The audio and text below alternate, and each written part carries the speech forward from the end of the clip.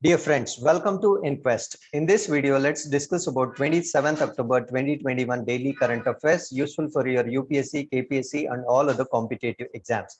Let's see the index of today's discussion. Article number 1 is related to carbon dioxide emission in 2020. So this is found to be above decadal average. So in this article, we will be looking in with respect to the various percentages of elevation of carbon dioxide and other greenhouse gases.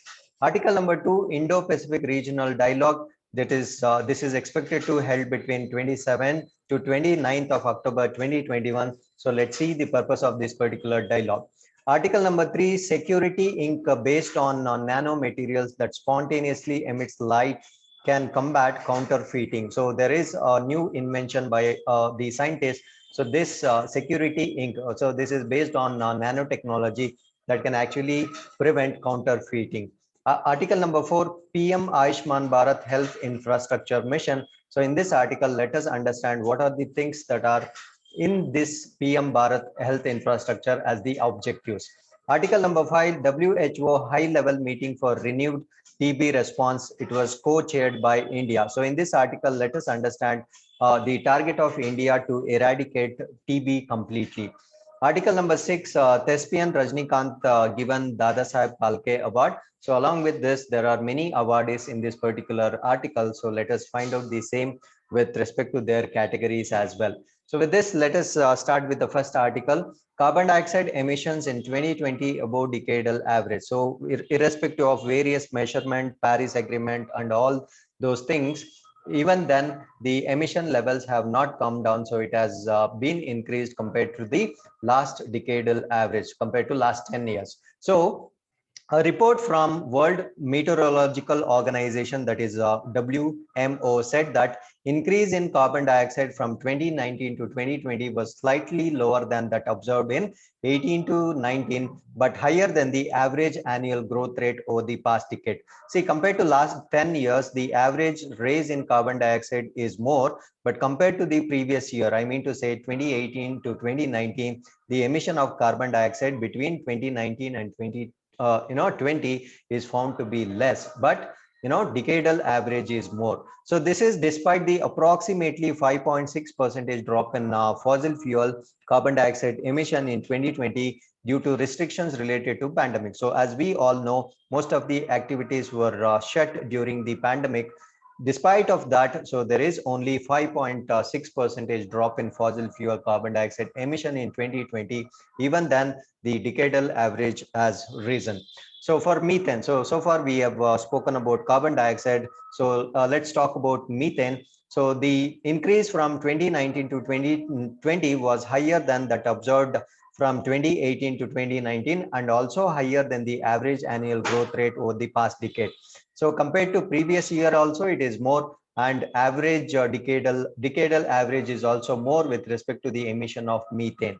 So for nitrous oxide also, the increase was higher and also than the average annual growth rate over the past 10 years. So only carbon reduction compared to the previous year slightly reduced. Apart from that, methane and nitrous oxide have increased year wise also. At the same time, decadal average wise also, they have increased completely. Now let's see the statistics. The National Oceanic and Atmospheric Administration annual greenhouse gas index, this shows that from 1990 to 2020, so 1990 to 2020 it is total of 30 years. Radiative forcing. So what is radiating forcing? It is the warming effect on our climate. So we are talking with respect to previous 30 years, by long-lived greenhouse gases increased by 47%, with carbon dioxide accounting for about 80% of this increase. So only carbon dioxide contributes to an extent of 80% for the increase of 47% of warming effect on our climate for the past 30 years. And concentration of carbon dioxide and the most significant greenhouse gas reached 413.2 parts per million in 2020 and is 149% of the pre-industrial era. So compared to pre-industrial era, carbon dioxide is about increased for about 149%.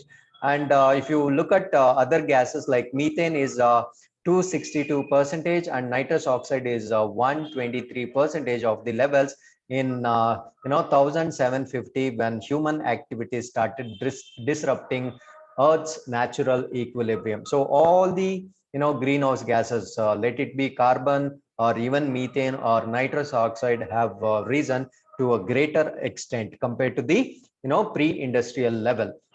So roughly half of the carbon dioxide emitted by human activities today remain in atmosphere. See, only 50% of what we actually emit will remain in atmosphere. Then what happens to other 50%? The other half is taken by oceans and land ecosystems.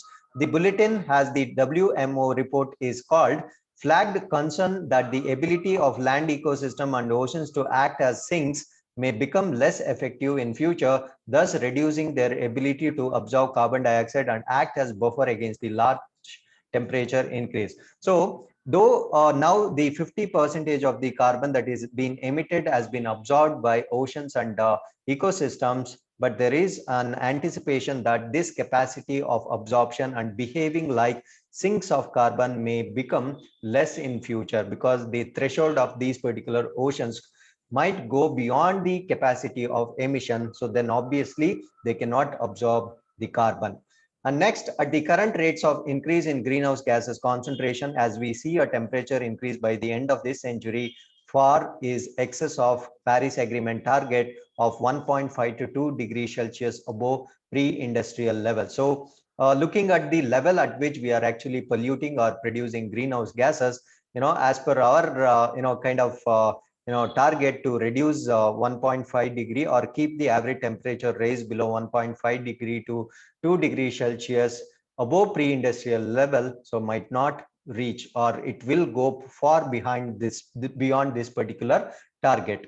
With this, let's go to article number 2. So this is related to Ministry of Defense. So this is Indo-Pacific Regional Dialogue. So that is supposed to be held in this month. So first, it was conducted in the year 2018. The Indo-Pacific Regional Dialogue is the APEX International Annual Conference of Indian Navy. And it is the principal manifestation of Navy's engagement at the strategic level. The National Maritime Foundation is the Navy's knowledge partner and chief organizer of each edition of this annual event. So the National Maritime Foundation is actually the Navy's knowledge partner, and this is the agency that actually conducts this particular event every year. The aim of each successive edition of IPRD to review opportunities and challenges that arise with the Indo-Pacific. And IPRD 2021 is being held as 3-day online event, across these dates of October 2021. So this year's IPRD will focus on 8 specific sub-themes. So there are 8 specific sub-themes under one broader theme, and the broader theme that we need to remember, the broader theme of IPRD 2021 is evolution in maritime strategy during the 21st century, imperatives, challenges, and way ahead. So this is the theme of this particular year's dialogue. So with this, let's go to article number 3. So this is related to Ministry of Science and Technology. So there is an invention that is the security ink based on nanomaterials that spontaneously emits light, can combat counterfeiting. So we can actually combat duplicacy or counterfeiting with respect to this particular security ink based. It is based on nanomaterial technology. So Indian scientists has developed a highly stable and non-toxic security ink. So two things that are important here. It is highly stable in the sense it cannot be copied or regenerated, and at the same time it is non-toxic. The earlier inks were actually kind of toxic, and this is non-toxic. At the same time, it is highly stable from nanomaterials that spontaneously emit light due to its unique chemical properties to combat counterfeiting of branded goods, book notes, medicines, certificates, and currencies. So it can be used in all these products like branded goods. They can be copied, or branded notes, medicines, certificates, and currencies. So this ink can be used in these particular areas. So luminescent ink is generally used as covert tags to combat counterfeiting. So these luminescent inks are actually used as a tax in the goods or various other purposes. This is actually to avoid counterfeiting. So most of the security inks available today are based on luminescent material that absorbs high energy photons and emit low energy photons. This technology is called as downshifting. So because it absorbs high energy photons but it emits low energy photons, it is called as downshifting, where covert tag is invisible under daylight. So we cannot see these covert tags under daylight, and it becomes visible only under UV light. However, these single emission based tags are prone to replication. So such tags can be replicated very easily because of the downshifting technology. Now, what is the best alternative? So to overcome this particular challenge, luminescent ink with excitation dependent luminescent properties, that is transferring from downshifting to up conversion, like absorbing high energy photons to release low energy photons, that is reversed. So absorbing low energy photon and releasing high energy photon, so it is called as up conversion are advised. So this is because increasing the number of parameters required to decode the tag decreases. So the potentiality to actually counterfeit the tags will be decreased because of increased in number of parameters that should be decoded, and the possibility of decoding and replication can be avoided with this particular ink. So with this, let's go to article number 4. This is in relation to Ministry of Health and Family Welfare, PM Ayushman Bharat Health Infrastructure Mission. So this is not PM Ayushman Bharat scheme. This is Health Infrastructure Scheme. So this is in relation to creation of health infrastructure to take care of healthcare system in India. So with the outlay of 64,180 crore, PM Ayushman Bharat Health Infrastructure Mission announced in the budget of 21-22. So this has been announced in the budget of 21-22, is the largest pan-India health infrastructure scheme that aims to provide much needed fillip to India's capacity to address emergent public health issues. So this is basically to address the emergent public health issues, and this is one of the largest India's health infrastructure scheme. So this will bring about a paradigm shift in India's healthcare infrastructure and make it more resilient. The umbrella Pan-India Ayushman Bharat. So I'm talking about everything that comes under Ayushman Bharat. It could be anything, infrastructure, scheme, or PMJ and everything. This everything put together will provide primary, secondary, tertiary, digital and resilient healthcare systems that will equip the country to face challenges of pandemics in future. So as we have seen, severe challenges that we faced with respect to providing healthcare facilities during the pandemic. So this particular health infrastructure mission will actually help us get prepared for such pandemics in future. The Ayushman Bharat Health and Wealth centers was launched in April 2018, followed by Ayushman Bharat PMJ in September 2018. So this is actually chronology, like how we launched different schemes of Ayushman Bharat. So Ayushman Bharat PMJ, that is Pradhana Mantri Jan Arogya Yojana, that was launched in September 2018. The Ayushman Bharat Digital Mission was launched this year in September, while the Pan India Health Infrastructure Strengthening Scheme, PM Ayushman Bharat Health Infrastructure Scheme mission was launched yesterday. These initiatives, so here I am majorly talking about this particular health infrastructure mission. So these initiatives shall provide affordable, quality and accessible healthcare to all people. They will also enable citizens for universal access to basic diagnostic and treatment services. So basically to take care of diagnostic and treatment services, and will take care closer to communities in both rural and urban areas. Some of the key features of PM Ayushman Bharat Health Infrastructure Scheme, mission. So I think these are all the objectives of these schemes put together.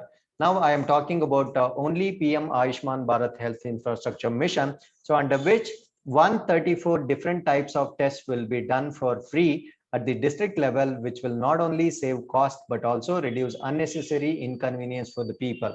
So there are 134 different diagnostic tests that are categorized under this particular mission. They will all be done or taken care by this PM Ayushman Bharat Health Infrastructure Mission.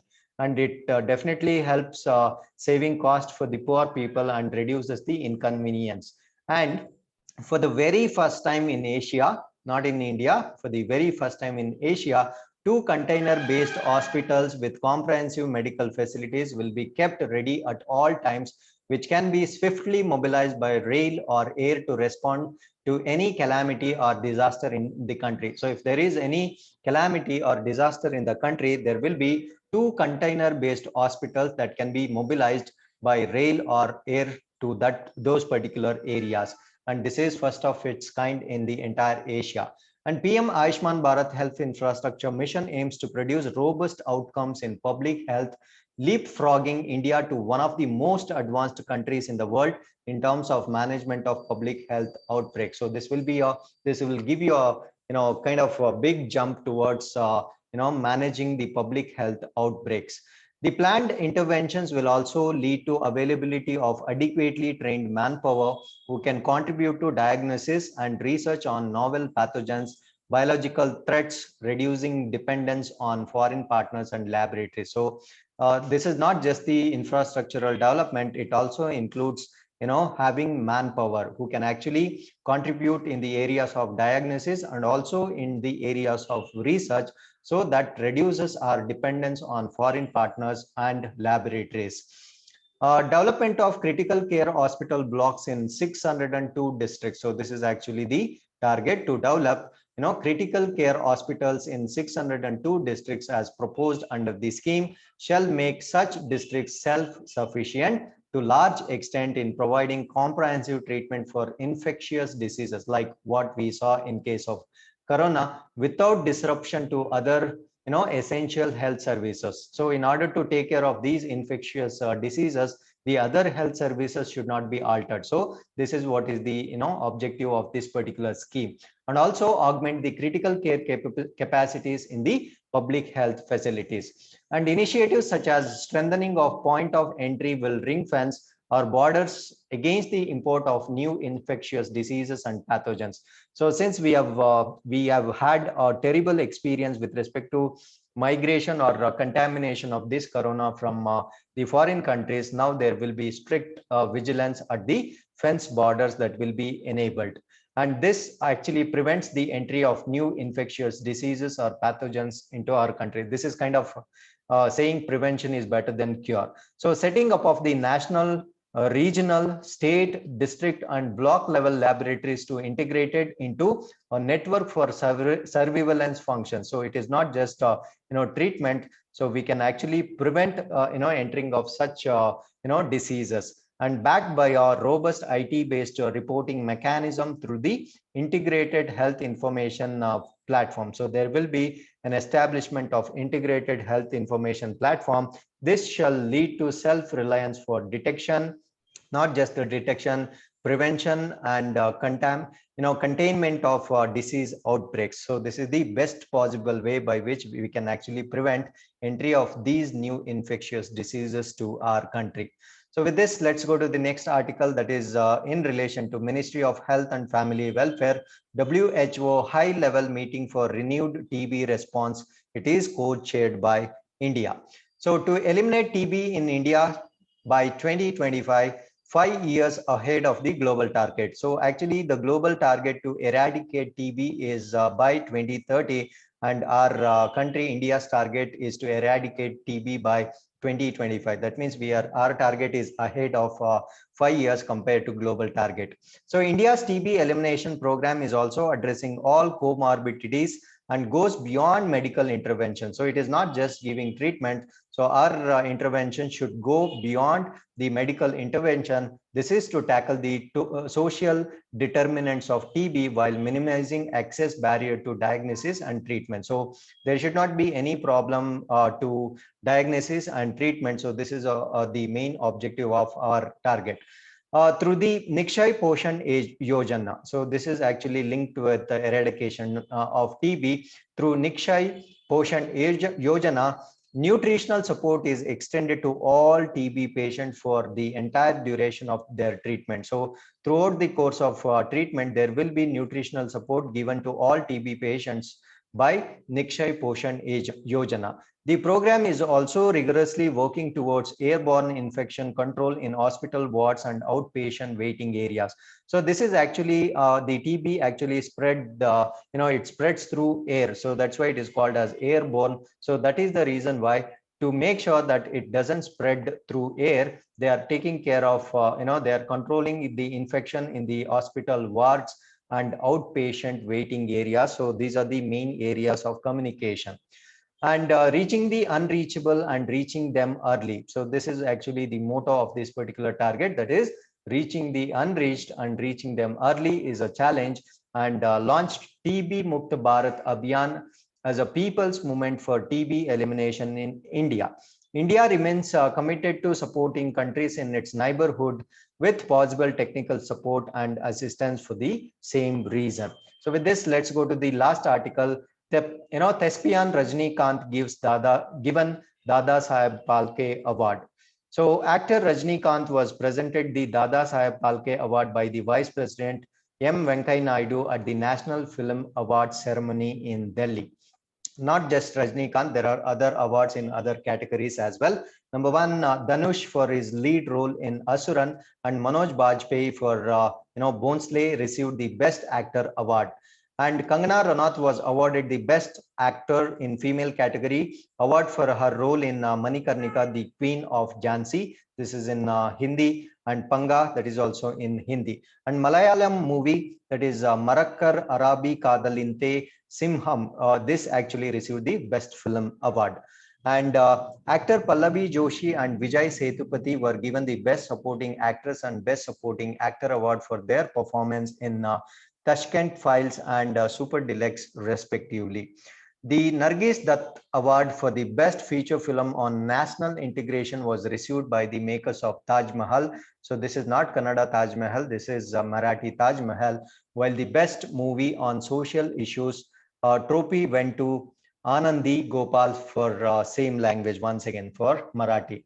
The Indira Gandhi Award for the Best Debut Film of the Director was given to Muthukutti Xavier for Helen. So this is also in Malayalam language. So these are the articles of the day. So if you have any questions, you can definitely put in comments box. We will try to revert. Thanks for watching. Namaskara.